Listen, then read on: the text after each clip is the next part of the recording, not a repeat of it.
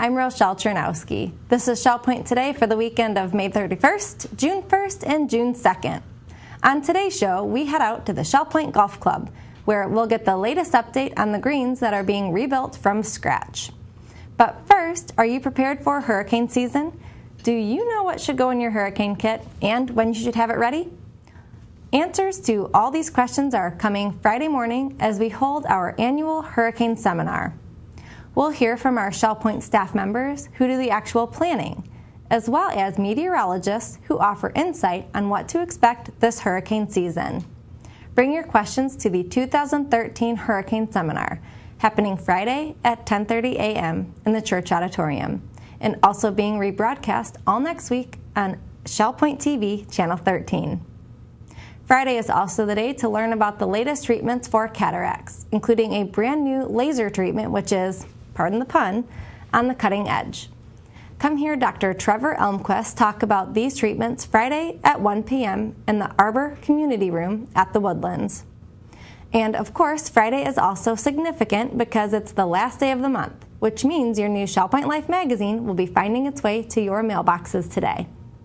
Take the weekend to peruse all the events and activities, and then be ready to sign up for your favorites starting Monday morning at 8:15 a.m. at either service desk. This summer, our golf course staff is taking the opportunity to refurbish the course. For the first time in more than a decade, all 18 greens are being redesigned, rebuilt, enlarged, and new grass planted, which is a monumental task taking most of the summer to complete. So how far along are they? And when can you play again at the Shell Point Golf Club? Let's find out. Welcome back to our golf course greens renovation here at Shell Point. We're in our 6th week of the renovation now, and as you can see behind me, we've made a lot of progress. The last time we were out, we were still just kind of digging some things up and a lot of dirt piles and mounds, and right now we're looking at a green that this is number 2 green behind us here. This green is ready to get sprigged fully with all the rest of the grass for this hole. You'll see the green ring around the entire perimeter of what is the new green. That's actually the outline of what the new green is. We'll be sprigging, putting little grass plant pieces in everything else you see. We've really tried to soften the greens so that we can put pins anywhere on all of the greens. Some of the greens had some different mounds and movement on them that made it hard to use the whole green for putting cups in. This green in particular, number 2, it used to have a hard ridge in the middle of it, so the middle section of that green we really couldn't put a pin or a flag in the middle of the green. So we've taken some of that out, and we've also restored the greens either back to some of their original sizings or made some of them larger than they were before. Averaging the greens at about 5,000 square feet is what the goal was. The bunkers have been changed. Some of them have been changed, some of them have been taken out. Some of the main factors for the changes were for playability, bunkers that really weren't in play or they didn't get used. Some of the bunkers have been moved to either make it a little bit more challenging or to minimize some of the challenge that may have been a little bit too much on previous holes.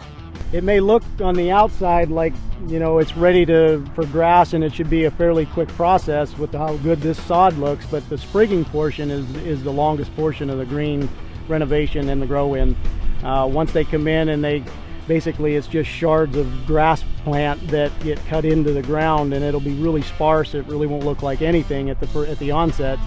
And that's where the waiting part comes in the grow-in and our phase of getting it to be the green that everybody expects. And that portion can take months for that to take shape. With perfect weather, with good sunshine and some good fresh rainwater and our inputs, we'll have these greens to what is expected for a good putting surface for our opening in October. You can see in the background that we still have golfers out on the course right now. We've allowed golfers back out.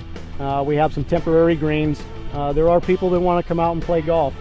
Those greens were set up specifically for giving people the opportunity to still come out and enjoy the golf course and the natural environment. We still have opportunities to come out and enjoy Shell Point's wonderful golf course.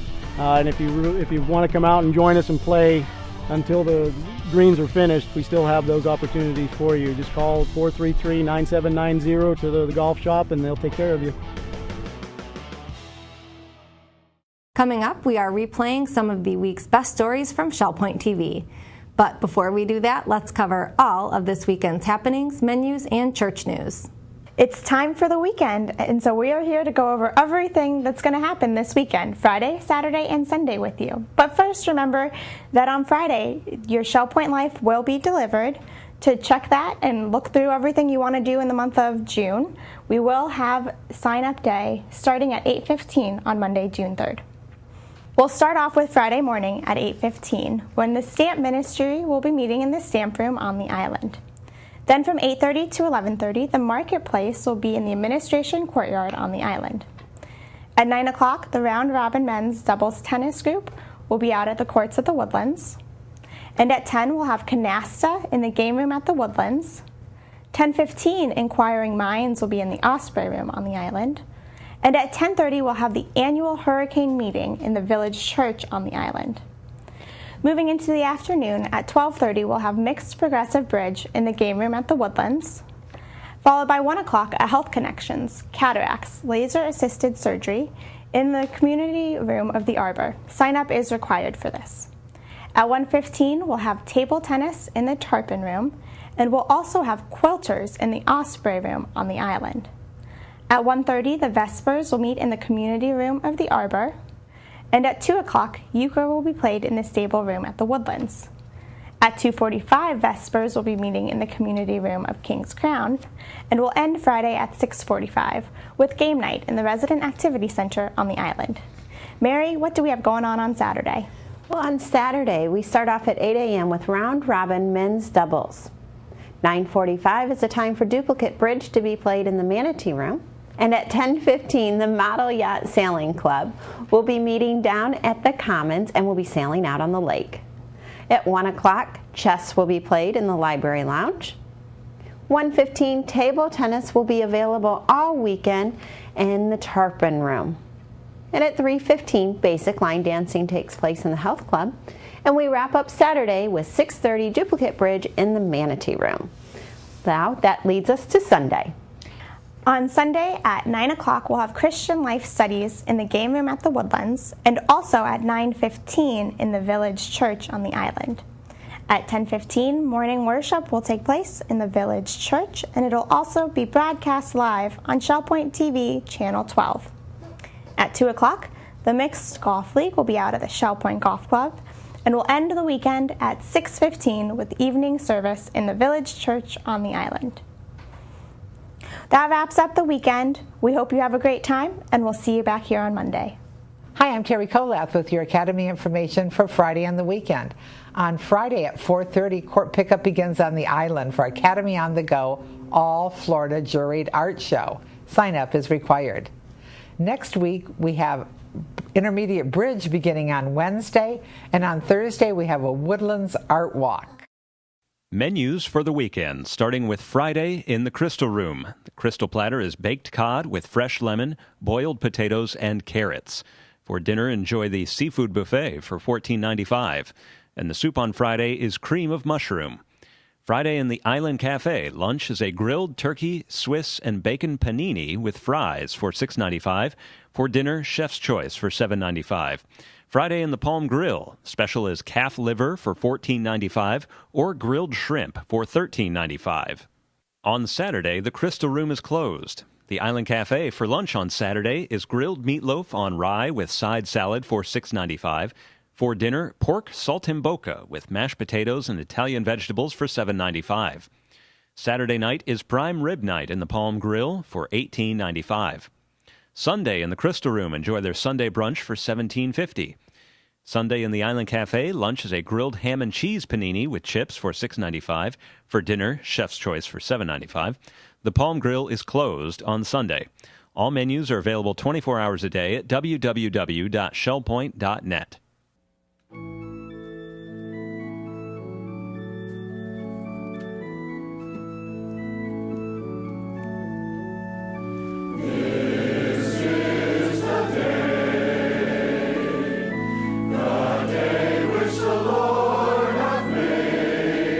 This is the day that the Lord has made. I love that text.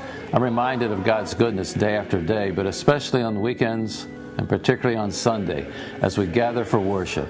It's a day that we come together as a church and a family, a church and community, as we worship together, as we sing praise to the God of creation who alone is worthy to be praised. It's a day of worship as we come together.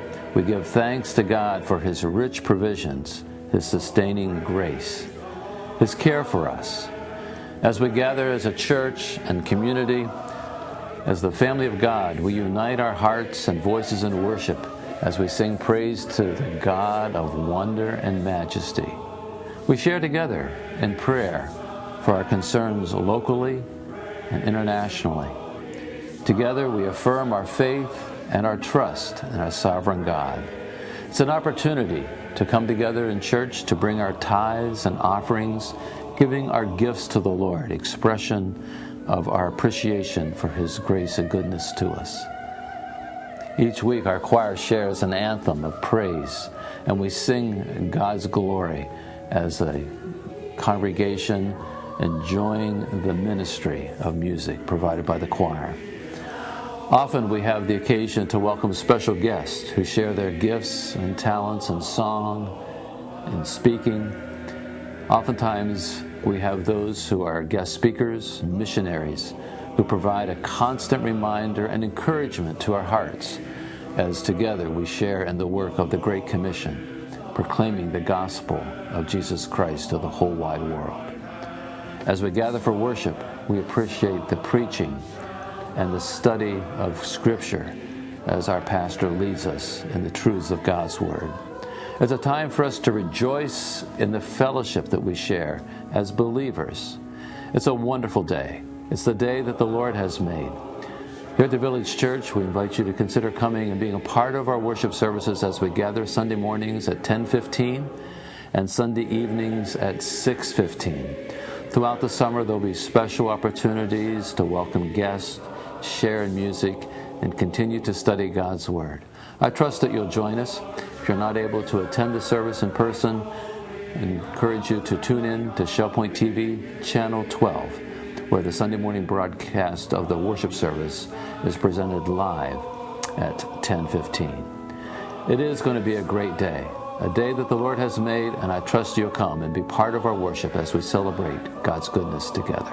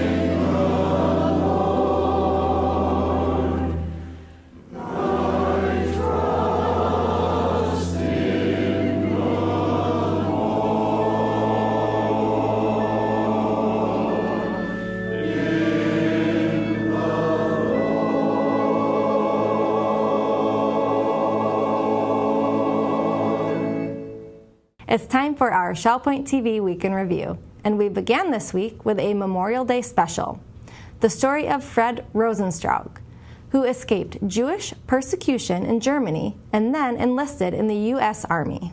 Well, I was 14 years old when we left Germany, town of Bopfingen, Bopfingen, And I left there in December 1939, came to the United States. I believe it was Christmas Eve. Well, we were Jewish, and of course you know what happened to the Jewish people over there. You were lucky to get out, and we and my dad were fortunate enough to get out at that time. The only experience I had with the U.S. was that my dad's sister, who lived in the Bronx, and she's been in the United States for many, many years, and had another sister in Chicago that lived in the United States for many, many years.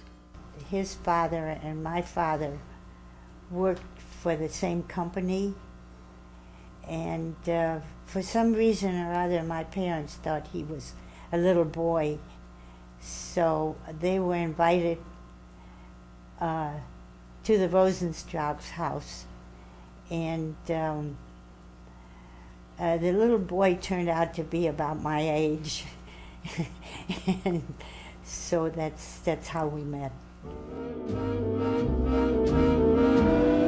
I couldn't enlist because I wasn't a citizen, so I had a number, forgot the number of course, and I went down to the draft board and asked them to push my number down so I could get in. So after that, I don't know how much longer it was, but I was called up and I went into the U.S. Army. I was in the infantry, and I took my basic training in Camp Roberts, California. That's close to St. Louis Obispo. And we had 23 weeks of telephone wire and knife fighting. And about 2 weeks before we left, we fell out one morning. They said, take off your fatigues, and we're going to give you fatigues. Well, we knew we weren't going to the Pacific then. And then we went, changed the clothes to ODs, and they shipped us to Fort Meade. Then Fort Meade, we were shipped over, convoy of course, and I wound up in England, where I was attached to the 2nd Infantry Division, the Indian Head Division. And then we went to St. Louis, which was on the 4th of July, by the way, when we got to St. Louis. And every gun and artillery went off that day. And then we went to Brest, France, B-R-E-S-T. And we were supposed to take that in a week, and we were there for over 3 weeks. And when we finally got there, it was hand-to-hand fighting. And we finally took Brest. That night we slept in a bed, first time ever, and not realizing that other people slept in them beds before, and the whole regiment was full of fleas. So we went outside on the field. They burned all our uniforms and sprayed us with DDT and gave us new uniforms. I never wrote so many letters in my entire life. Half of them which he didn't get. But, oh yeah, we stayed in touch. But of course there were no phones, no... You wrote the letters and you hoped they got there, and they were all approved and reread. And the one letter that shouldn't have got back here, I wrote a love letter to her, and it came to my mom. Yeah, his mother called me and said, I think I got a letter that's meant for you. You better come and get it. There's a couple of incidents, though, when we went out on patrol, and I was the patrol sergeant, and when you came back in, you had to give a password. And my accent was pretty bad at the time. So I used to give the password, and the Americans started shooting at us. So the guy said, you keep your mouth shut from now on. We give the password, yeah. And after Bastogne, I wound up in a hospital, and that was the end of my fighting. Well, I had 37 days on the line one time and 42 on another time, and usually the infantry guy usually lasted about a day at the most. So the good Lord was with me all the way. Then we fell out, and couldn't hardly walk yet. I was still on crutches, and I thought, well, one more. They called my name out, and I figured, well, one more detail to take the troops to the bus or somewhere, and they said you to report to the headquarters, and there was that big general standing there, and I went in and I saluted, and he said, you are going to officers training school. I said, sir, you're making a mistake. He said, no, you are. You're going to officers training school. So they sent me to a place called La Vessenay, France. After that, they sent us to a town in France. I don't remember the name of the town in France, where they had German prisoners. And we had to go interrogate them, learn how to interrogate with the lower ranks. After that, they sent us to Frankfurt, Germany. And there we had higher ranking officers. And then to Nuremberg. I cannot give you any details what we interrogated, who, or anything like that. You'll find out in years to come, but not now. In those days, any meat products, meat or sausage or anything, was rationed, and you got points. You got so many points a month, I think. And if I wanted to send him sausage, I had to give points, and my mother wasn't too happy about that. She said that he didn't need the sausage over there. So I said, okay, I'm not going to eat my share of meat that week, and I'll send him a sausage, the hard salami type of sausage. And he did get them, miraculously. And you used to put them on your belt, didn't you? Put on my right belt. He'd wore them on the belt, and we split them up between the squad. And I understand, I wasn't there, but from what he tells me, it caught shrapnel? Piece of shrapnel, Piece right of in shrapnel in the sausage instead of in him. So it was worth the points. Peter Dice is speaking on Monday with the latest information about the Aquatic Center. Here's a preview. Hello friends, my name is Peter Dice, president of Shell Point. I'm here today to bring you some information that we hope will be helpful to you related to the Aquatic Center that you heard so much about in the last 8 or 9 months. We have been privileged to receive a lot of input and suggestions by our residents relative to the redesign and the new appointments to that pool as we look at refurbishing it after over 40-some years of service. We have taken the input from many of our residents who use the pool, who are interested in aquatic health, and we have pursued the plans and have placed them with the county, and now we're soon to have permits. We are in a position where we have bids in hand. We have been working with your help on a fundraising program to reach the goal that we feel we need to have in order to pay for the cost of this exciting new addition that will benefit so many people at Shell Point as they look at their own personal health. We're looking forward to sharing some of that information, and I will be presenting this package of information with a whole lot more detail at a meeting that's scheduled for June the 3rd in the Village Church at 2:45 p.m. and hope that you'll be there.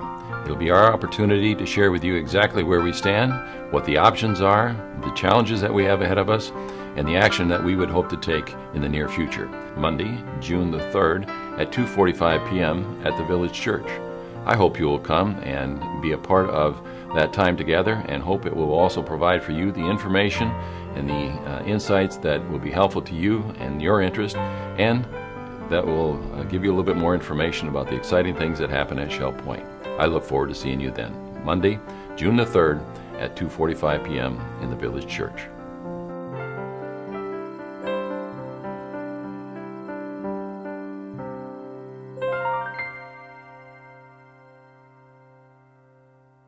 the north end of the island is filled with wasps. But there's nothing to worry about, as our pest management people explain. I'm Doug Scherer, and I'm IPM specialist for Shell Point. Integrated pest management, take care of the diseases and the bugs, things that are annoying for plants.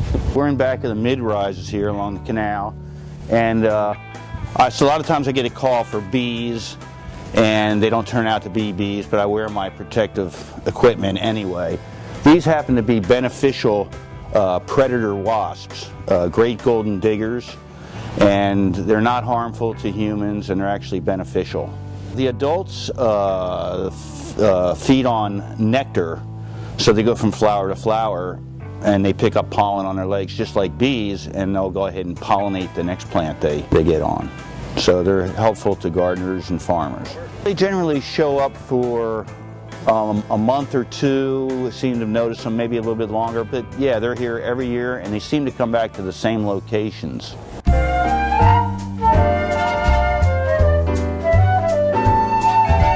These are great golden diggers. They dig a nest in the soil. Usually they prefer a bare piece of soil, and they will dig a tunnel in there with different chambers off the side.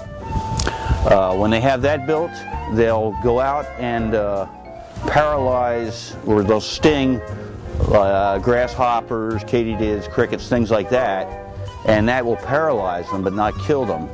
Then they drag it back into the tunnel, and they'll put one in each chamber while the cricket or whatever is still alive. Keeps it fresh.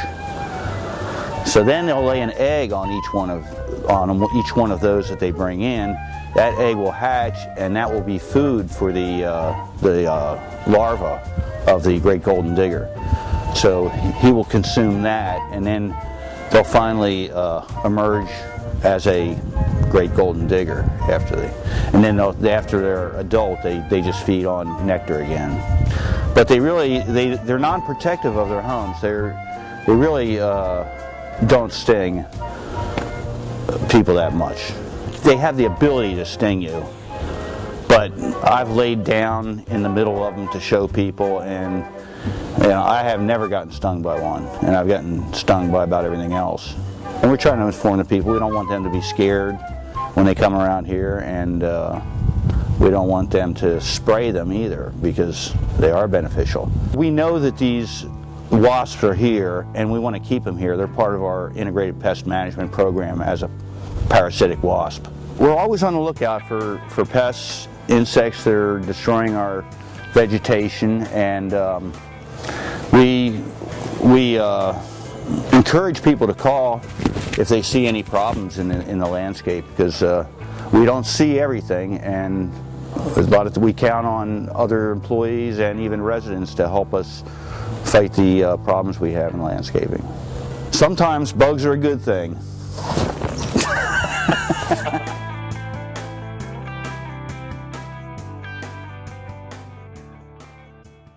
Dr. Ed Gomez will be speaking on Monday about how, after an injury, you can get back in the game.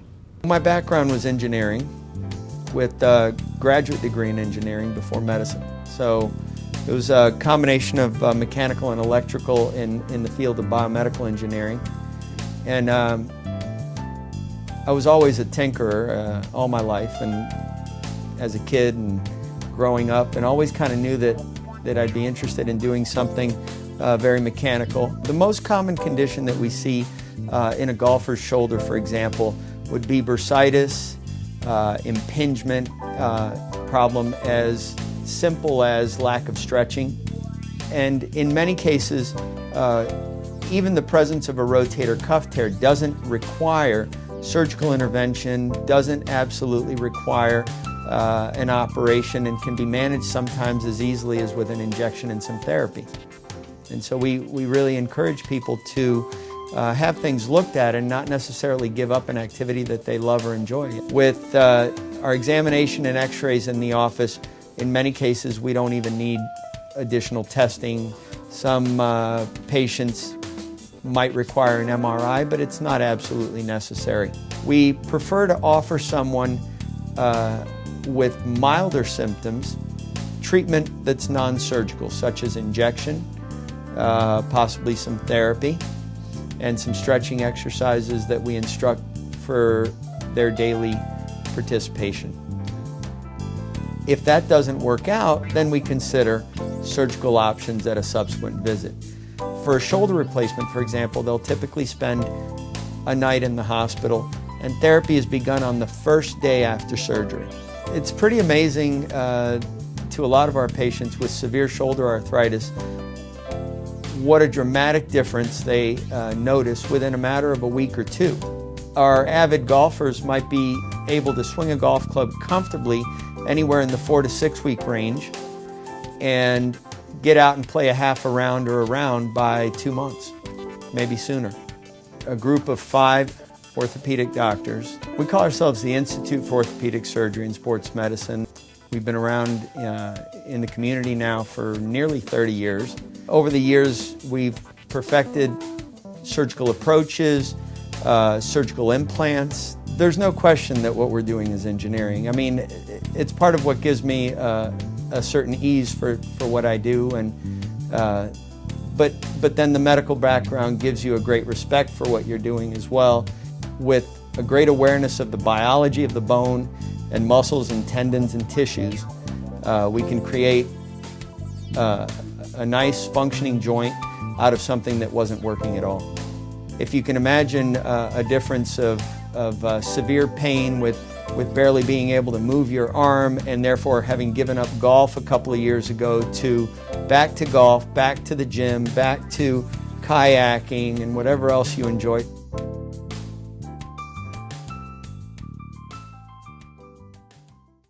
Once again, make plans to attend this presentation by Dr. Gomez entitled Get in the Game, happening Monday at 3 p.m. in the Grand Cypress Room at the Woodlands. In honor of the month of June, residents of the Springs shared some of their memories from their wedding days. A girlfriend of mine made the arrangement to go on a blind date, and we went out to a restaurant that had dancing, and he said he can't dance. But I got him to do a little bit anyway. And afterwards, it ended up being that's where he gave me my ring. When we were going on dates on Saturday night, he would always bring me a gardenia. 62 years, we were very happy. I was older when I married. I had spent 2 terms on the mission field. We actually met at a church service where I was speaker, and I looked over to my right, I was on the platform, and saw him, and I thought, where is his wife? He sure is a nice looking guy. If he doesn't have a wife, I could go for him. He looked at me and he said, now there's a lady I could take home with me today. He lived in Ohio, I lived in Oregon, and he came out to Oregon in April, and we were married on the 8th of April, 5 months after we met. After we had been married 8 years, I took him back to the mission field with me in 2 little countries in Central Africa, Rwanda and Burundi.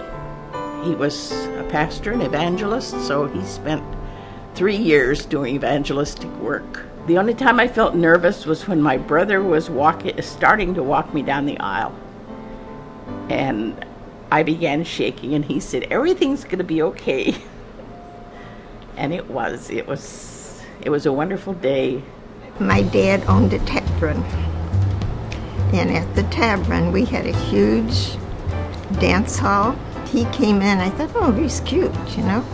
So, but I was busy dancing and jitterbugging. Oh my God, I used to love to jitterbug. And so I think it didn't take more than a day for him to ask if he could dance with me. We did get married after about 50 days, something like that. We had to wait, but it was great. My mom and his mother worked day and night to make this wedding dress. They insisted that we were going to make it. We weren't going to buy it. And this is what was made. So I was happy with it, but as you can see, it was falling apart up here.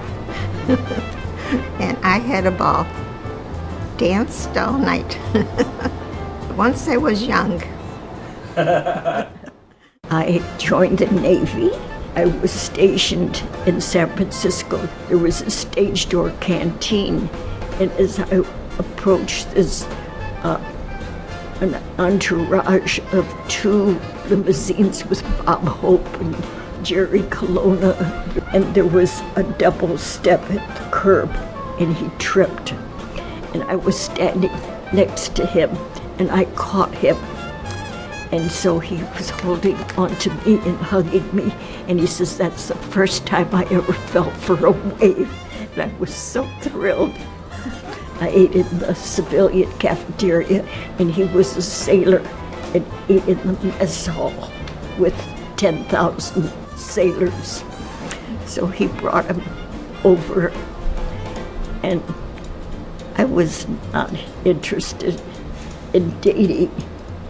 And I thought he'd come every day and he'd spend $2 for lunch, and we only made $70 a month. So he spent like $40 a week just to eat with me. And he kept asking me for a date, and I found, he says, the only way I can go out with you if there's a chaperone. I don't trust you. Finally went out on this date with him, and he had an agenda. Like he proposed on our first date. He said, "You are absolutely crazy. You don't know nothing about me." He says, "I'm gonna marry you." I says, "You're crazy." We were walking down Market Street, hand in hand, and he said, "When are we gonna get married?" And just as an offhand remark, I said, "Oh, the next time your ship comes in." And he drags me into a phone booth that's on the sidewalk. And he calls his parents, and his mother answers the phone, and he says, "Mom, Betty just asked me to marry her. What should I tell her?" He died. He kept embarrassing me all the time. While I was home, I told my mom that I think I'm engaged. She says, "You think you are?" And I says, "Yeah." I told him I'd marry him. Going out west, our train got buried in an avalanche, and the freight car went down the side of the mountain with my wedding gown in it. I called the photographer, and they asked, "What day are you going to be married?" I says, "Whenever my dress gets in." Same way with the baker about the wedding cake, the reception. The day of the wedding arrives. The janitor didn't show up that day, and there'd been a wedding the night before. So I had to clean the restrooms, mop the floors, and he kissed me so hard that my veil fell off on the floor. I was young and didn't know any better. It worked out. Was married 21 years.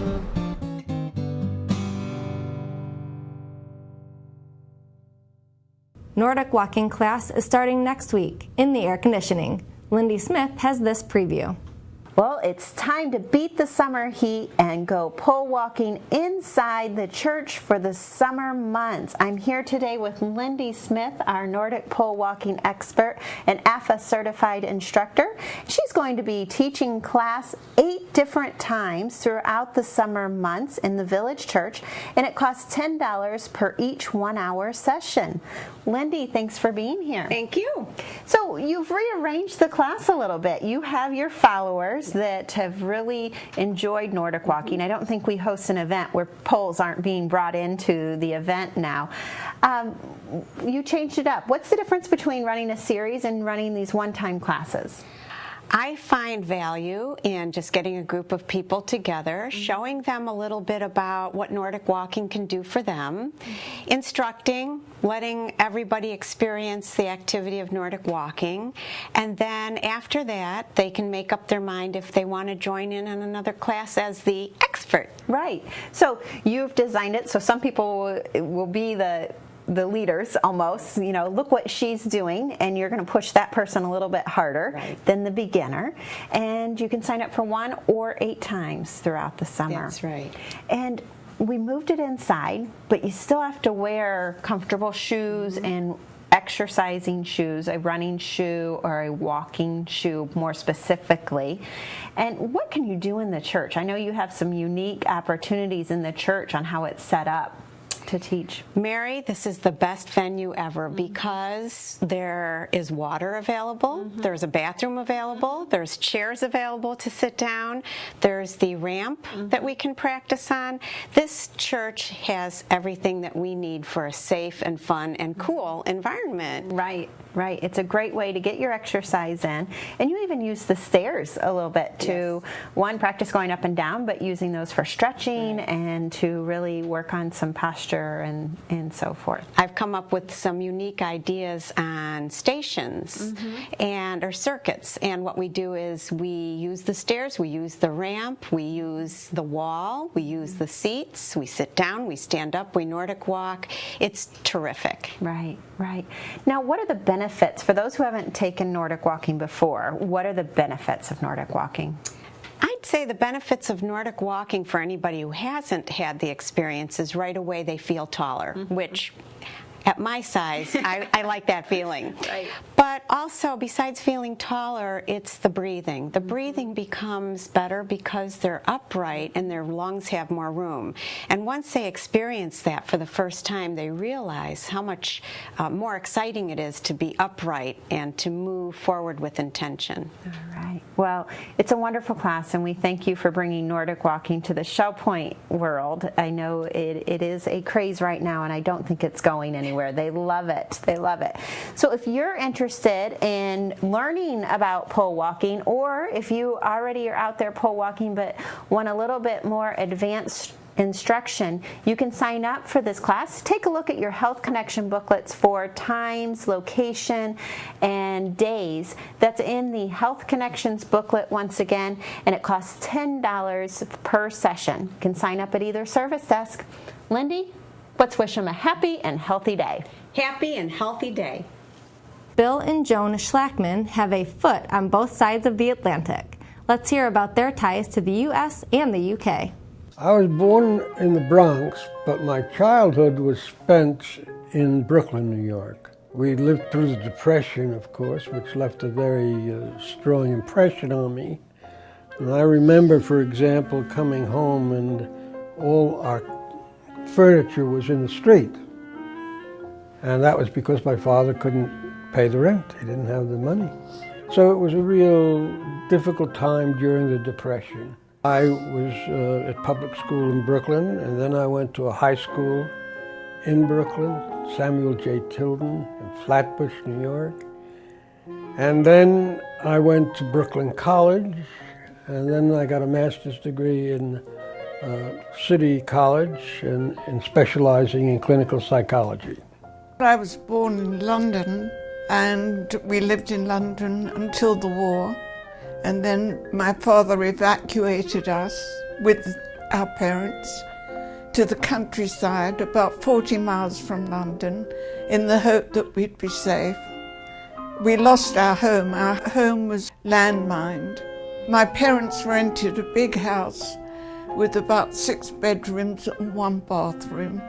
And practically everyone my mother grew up with found us and knocked on our door when the air raid started. And so our house was always full, people sleeping everywhere, but mostly in the cellar.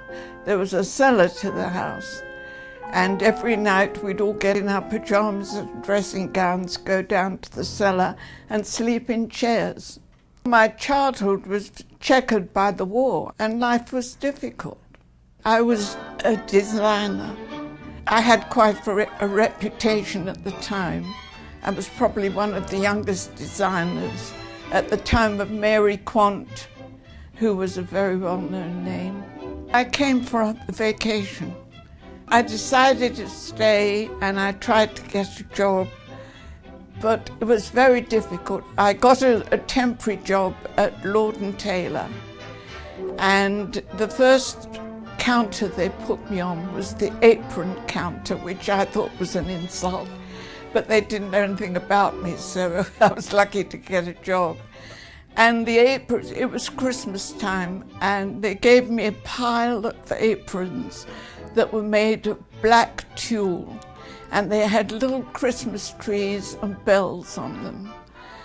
So I thought I'd make it exciting. I modelled them, and I stood behind the counter and shook myself, did the shimmy so that the bells all rang.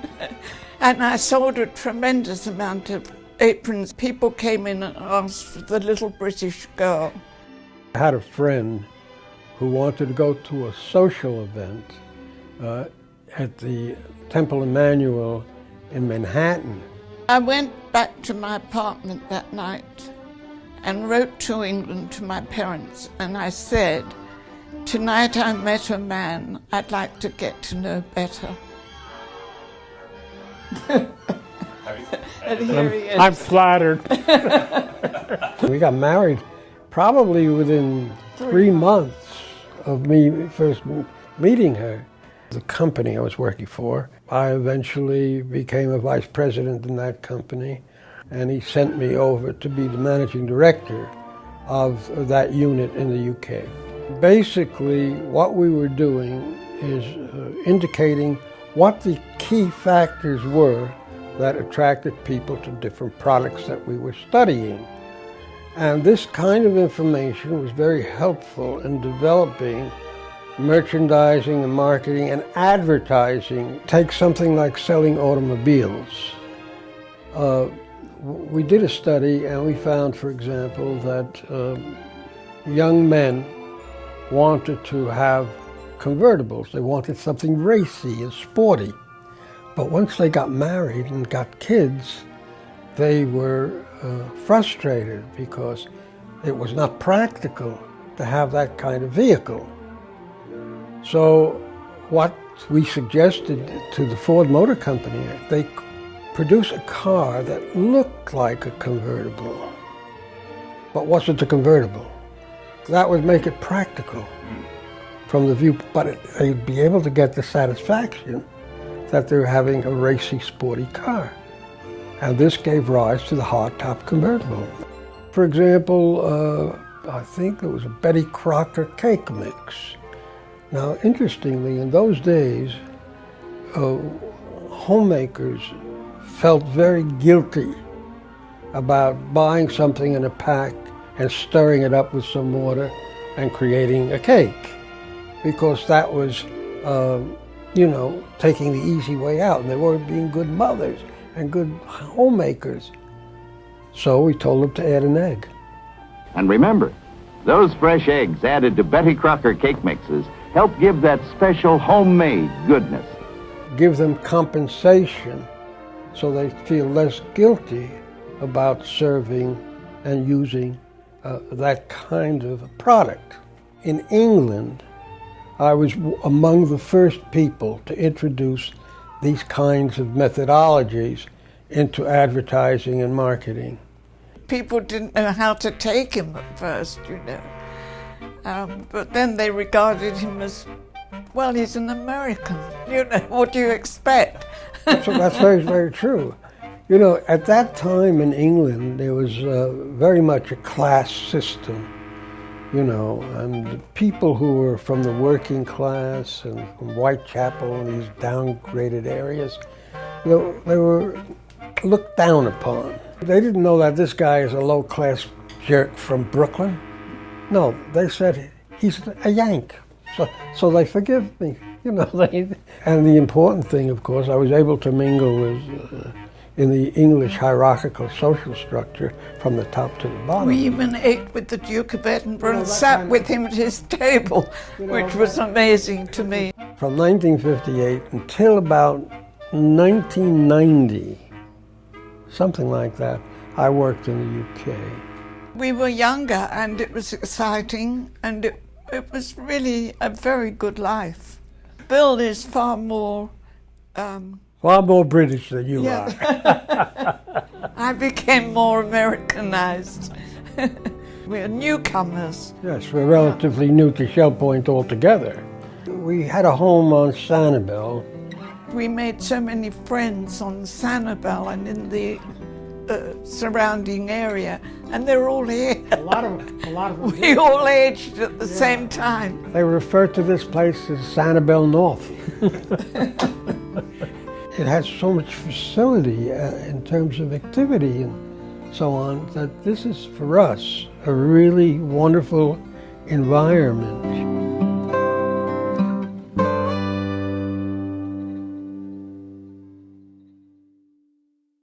We're glad you joined us for today's show. Tune in next week for more stories and news from around your community.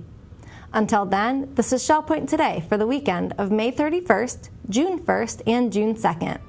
I'm Rochelle Chernowski.